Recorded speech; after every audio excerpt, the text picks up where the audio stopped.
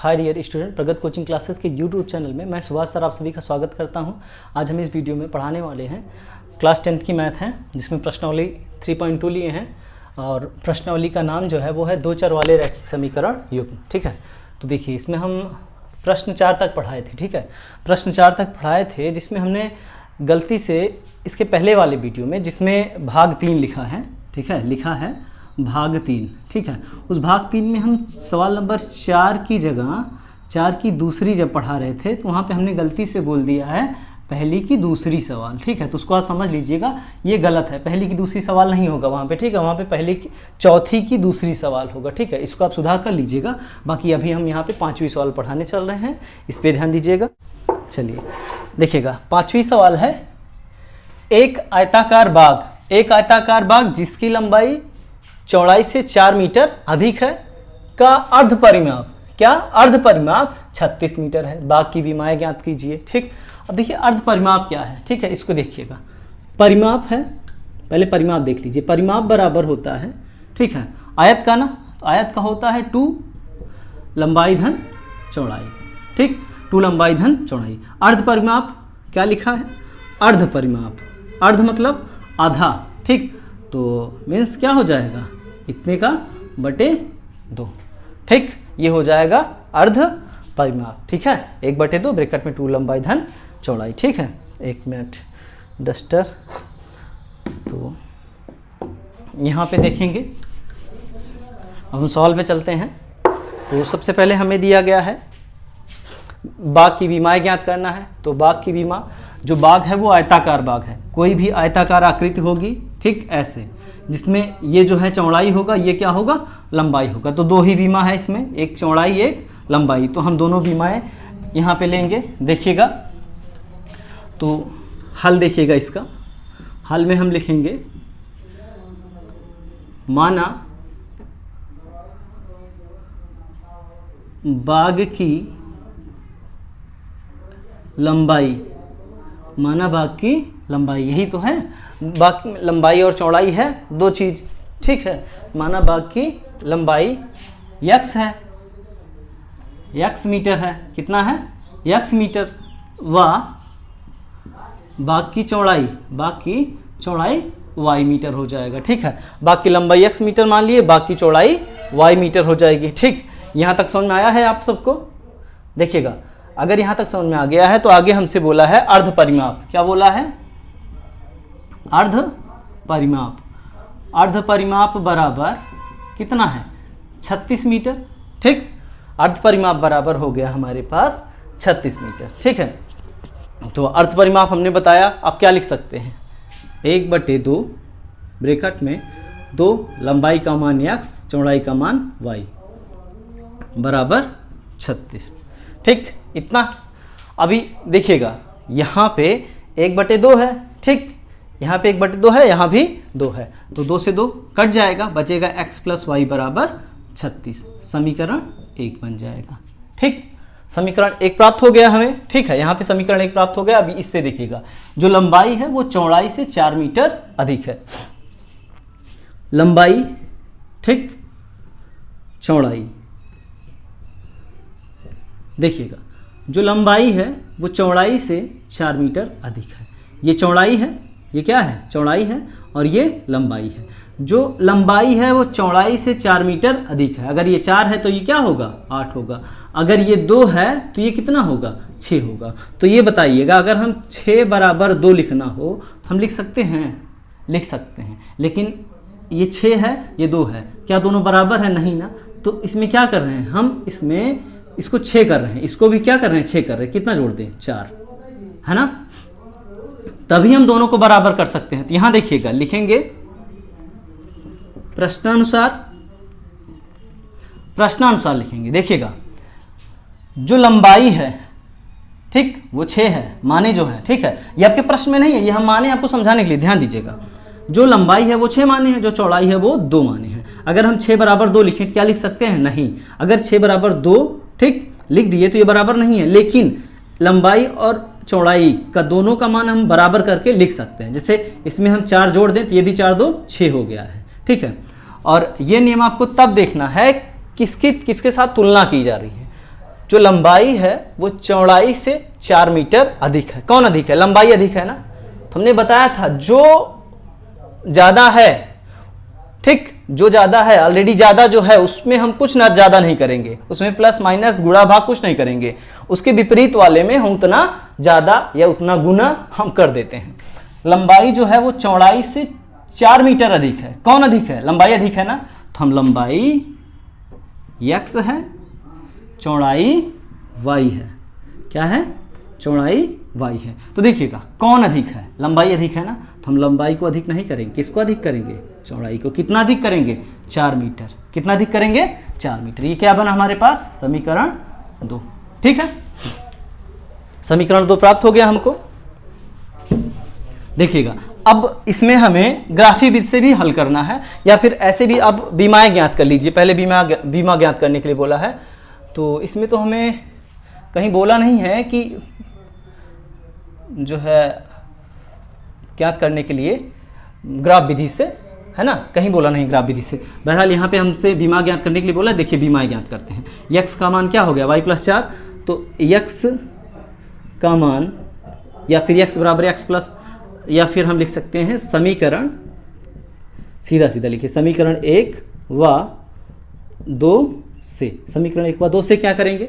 देखिए यहाँ पे x का है मान इतना, जो x का वैल्यू है वो इतने के बराबर है। तो जहाँ x है वहाँ पे हम क्या रख देंगे? y + 4। इसके स्थान पे रख देंगे, यहाँ पे वो x हटा दीजिए, यहाँ पे क्या रख उठेगा? y + 4। उसके बाद क्या है? प्लस y है, सॉरी, प्लस क्या है? y बराबर कितना है? 36। ठीक, ये 4 उधर जाएगा, तो 36 - 4, 36 - 4, y 2y। ठीक, तो 2y बराबर 36, 4 घटेगा कितना आएगा? 32 ना। क्या आएगा? 32। भाई 4 2 6, हाँ सही है, 32 आएगा। और 16 दूना 32, तो y बराबर कितना हो गया? 16। y बराबर कितना हो गया? यहाँ पे 16 हो गया है। अब देखिए हम y बराबर 16 प्राप्त हो गया है, हम ले जाके y का मान समीकरण 2 में रखने पर, ठीक है, समीकरण 2 में रखते हैं। तो यहाँ देखिएगा समीकरण 2 है, x बराबर y + 4 ना, y का मान क्या आया है? 16 + 4, x बराबर 16 × 4 = 20 मीटर। अब देखिएगा ये आया 16 मीटर, ठीक है, आया 20 मीटर। तो लंबाई बराबर 20 मीटर और चौड़ाई बराबर 16 मीटर। ठीक है, तो हमारा आंसर सही है। कैसे? लंबाई ज़्यादा होता है, चौड़ाई कम होता है। ठीक है, आपकी ये सवाल कंप्लीट होती है। अब आगे चलेंगे सवाल नंबर 6 पर। ठीक, अब हम यहाँ पे प्रश्न 6 पढ़ाने वाले हैं आपको।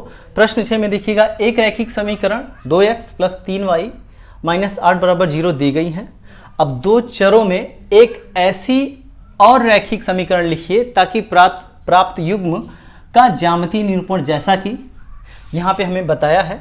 इसके साथ हमें एक और समीकरण ऐसा बनाना है कि इन सभी को फॉलो करें। जैसे हम ये समीकरण है, इसके साथ हम दूसरा समीकरण बनाएंगे जो कि प्रतिच्छेद करती रेखाएं हों। ठीक, दूसरा इसके साथ दूसरा बनाएंगे जो समांतर रेखा को जिस पर लागू होती हो।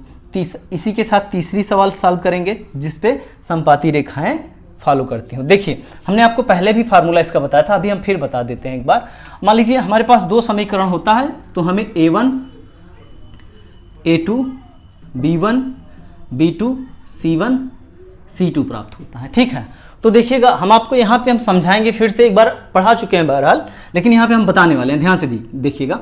अगर दो समीकरण होता है तो हमें जो है a1 a2 b1 b2 और c1 c2 प्राप्त होगा। तो एक है तो a1 b1 c1 प्राप्त होगा, एक हम अपनी तरफ से बनाएंगे जिसमें a2 b2 और c2 प्राप्त होगा। लेकिन ऐसी बनानी है, दूसरी समीकरण ऐसी होनी चाहिए कि प्रतिच्छेद करती रेखाएं उस पर फॉलो हों। तो इसका जो नियम है वो क्या है, अगर समीकरण दो ऐसा प्राप्त हो जिसमें a1/a2 बराबर नहीं हो b1/b2 के, जो a1/a2 का मान है और जो b1/b2 का मान है वो दोनों बराबर ना हो, तो प्रतिच्छेद करती रेखाएं निरूपित करती हैं। वो क्या निरूपित करती हैं कि रेखाएं प्रतिच्छेद कर रही हैं। ठीक, और अगर a1/a2 बराबर हो b1/b2 के, परंतु c1/c2 बराबर नहीं हो, पहला दूसरा बराबर हो दूसरा और तीसरा बराबर ना हो, ऐसे भी आप समझ लो, चाहे a1 a2 बोल दो, चाहे पहला दूसरा बोल दो, तब भी आपके दिमाग में आना चाहिए, समझ में आना चाहिए बस, ठीक है। a1 बटे a2 बराबर b1 बटे b2 बराबर नहीं है c1 बटे c2 के, ये होगा तो रेखाएं क्या होंगी, समांतर रेखा पे होंगी, याद रखिएगा क्या होंगी, समांतर, ये समांतर रेखा को निरूपित करती हैं, ठीक। और अगर तीनों बराबर हो जाए, a1 बटे a2 बराबर b1 बटे b2 बराबर c1 बटे c2, तो रेखाएं क्या निरूपित करती हैं, यह दर्शाती हैं, ये दर्शाती हैं कि रेखाएं क्या हैं, संपाती रेखाएं हैं, ठीक है, क्या होंगी, संपाती। तो ध्यान दीजिएगा यहाँ पे, अब हम यहाँ पे सवाल लगाएंगे, इस समीकरण के साथ हमें जो लेना है वो हम ले लेते हैं। यहाँ पे मान लीजिए पहले इसके साथ हमको समीकरण दिया है 2x प्लस 3y माइनस 8 बराबर 0, ठीक है। तो इसको लिख लीजिए, पहले दी गई रेखा इतना है तथा प्रतिच्छेद करती रेखा कुछ भी हम ले सकते हैं अपनी मर्जी से, ठीक है। तो यहाँ पे हम कुछ भी ले लेते हैं, तो ध्यान दीजिएगा इसका जो हल है यहाँ पे, ठीक, दी गई रेखा यहाँ लिखे हैं, दी गई रेखा 2x प्लस 3y माइनस 8 बराबर 0 को x प्लस 3y माइनस 10 बराबर 0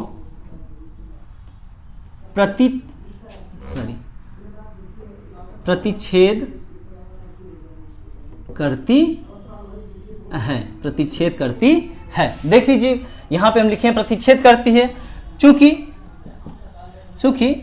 देखिएगा a1 क्या है 2, a2 क्या है 1, b1 क्या है 3, b2 क्या है 3, ठीक।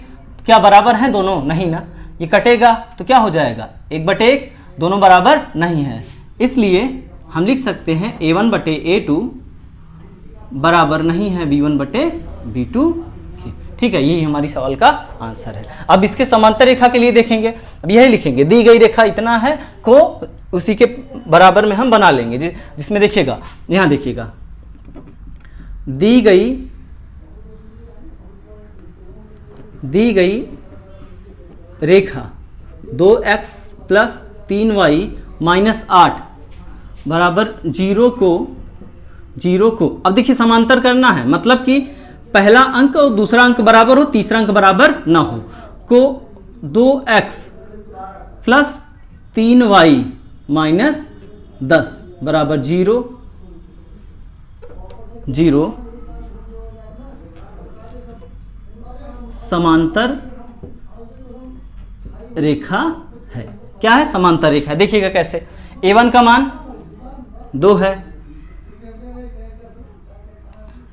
ठीक, a2 का मान 2 है, बराबर b1 का मान 3 है, बराबर b2 का मान 3 है, उसके बाद c1 का मान यहाँ पे माइनस 8 है, c2 का मान माइनस 10 है। अब देखो इसे सॉल्व करते हैं तो क्या हो जाएगा, काटेंगे 1, ठीक, ध्यान दीजिएगा बराबर नहीं रहेगा, तो इसका मान 2 से 2 कटेगा 1, 3 से 3 कटेगा 1, माइनस से माइनस कटेगा, ठीक है, और 2 चौका 8, 5 दूना 10, तो यहाँ पे क्या आया 4/5, ठीक, जो कि बराबर नहीं है ना, इन सभी के बराबर नहीं है, इसलिए जो है ये क्या है, समांतर रेखा। यहाँ पे आप फार्मूला लिखना चाहते हो लिख दो, a1 बटे a2 बराबर b1 बटे b2 डज नॉट इक्वल क्या है c1 बटे c2, ठीक, आया समझ में। अब आगे देखते हैं संपाती रेखाएं। संपाती रेखाएं में देखिएगा,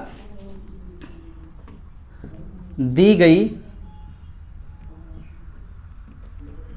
रेखा, यहाँ पे थोड़ा धूप आ रहा है तो मैनेज कर लीजिएगा थोड़ा, दी गई रेखा हम बोल रहे हैं, आप वही लिखिएगा, दी गई रेखा 2x प्लस 3y माइनस 8 बराबर 0 को, ठीक, 0 को, ठीक, तो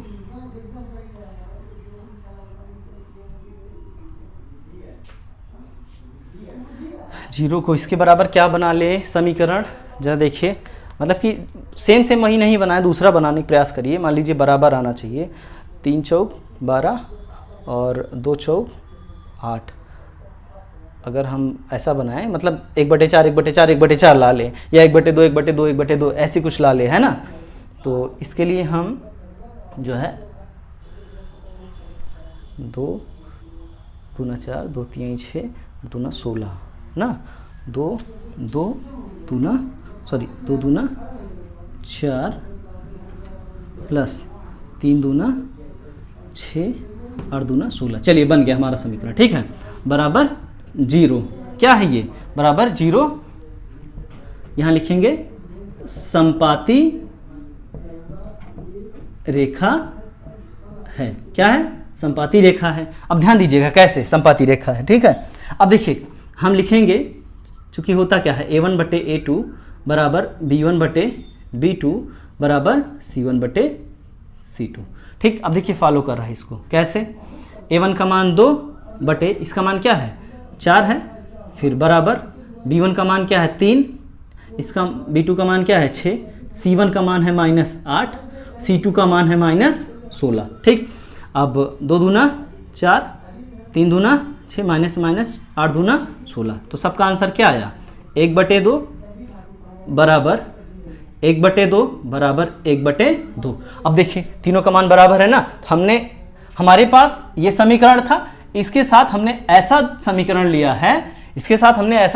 लिया है, कि वो प्रतिच्छेद करती हुई, पहला ठीक प्रतिच्छेद करती हुई रेखा दर्शा रहा है, दूसरा समीकरण जो हम लिए हैं वो समांतर रेखा दर्शा रहा है, जो तीसरा समीकरण लिए हैं वो समपाती रेखा दर्शा रहा है, ठीक है।